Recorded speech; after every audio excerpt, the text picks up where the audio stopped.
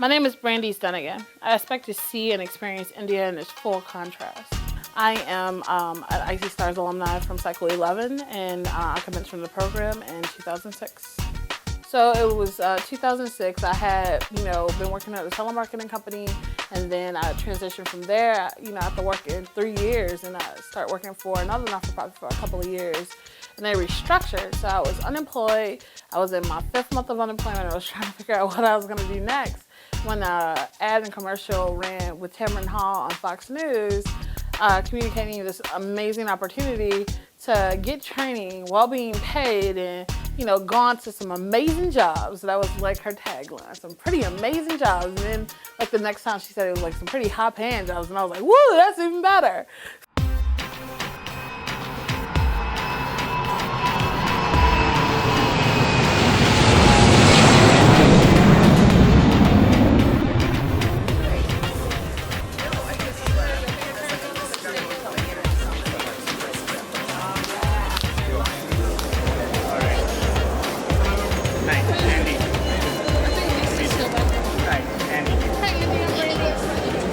When I was working for a company back in the States, and I trained Indian associates on how to, handle human resource related tasks. And one of the things that they're really efficient with in India are numbers and spreadsheets and facts, and they can analyze it a lot quicker. But with the call center and trying to do, westernized communication, it just wasn't an efficient way to spend time in training.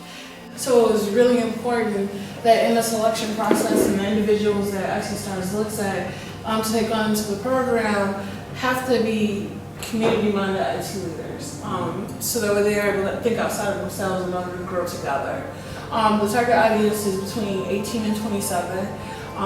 You need to have a GED or high school diploma, of course, and your financial responsibilities have to be either, we have to take care of yourself or others that you're not being taken care of. 6 months of work experience and motivated for social involvement and leadership in the community.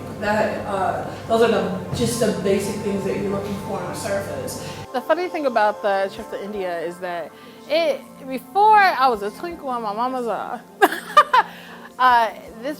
there was a plan. There was this guy named Dave Patswall who was actually the CIO over Snyder Electric, who had been just burgeoning, just pushing and plotting to make this, exchange happen well before, I was even aware of it. And the president and co-founder, Sandy Castro, and the CFO, Eric Lanner, had decided that the icStars alumni should then, decide who got to go. And so I was on the committee who helped figure out and do the logistics around getting people signed up for the trip. My first impression of India was that even things that seem domestic to you, that seem like they're at home, are quite different. One of the things that, I had an assumption about was that India was a third world country, so maybe women were not as progressive in this country yet.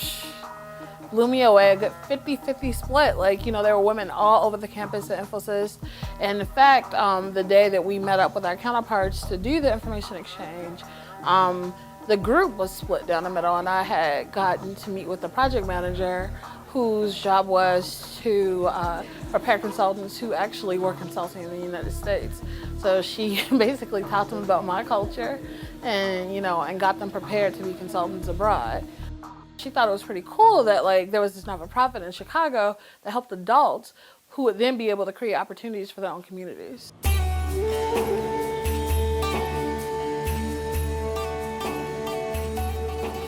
I think that when you put positive things in the universe, that you get positive and great things back. And I think that considering that, you know, this particular business, which is really my main frame of reference of how business is done in India, was created to drive the economy and to drive opportunity in India, and that they're really, you know, patriotic about it, you know? Like, I think about, you know, how New Delhi became New Delhi. Like, it didn't just get given, they saw it as a goal and they drove it. So like the way that they do business is progressive, and I think that it has a community focus. I have a philosophy or a little principle that I like to try to exercise, which is to look at things from the scope of love. And I was surprised to see that it translated well in India. Like, I was inside of a foreign country where people saw me as kind of like, I wanted to say a novelty, but not, I think that belittles like what it was. I just think that I was somebody very different than anybody they had ever met. And I was in a situation where I was holding babies. I was like the president. Like, you know, they often refer to America as Obama land at the time. And so I was holding babies, taking pictures with families. People were quite aggressive about getting pictures with me. I've had, you know, amazing stare-off competitions with people. Like, and what I did is said, these people are not trying to hurt me. They're not trying to steal from me. They just want a moment of time to record a moment where they met somebody that was very different than themselves. And we appeared to be different, but I think we were both enjoying it. I mean, they didn't fret when I took pictures of them. They didn't fret when I asked questions about their circumstances. So I think that I was happy to see that I was still able to keep that kind of perspective even when I was completely out of my element. You know, hot as I don't know what.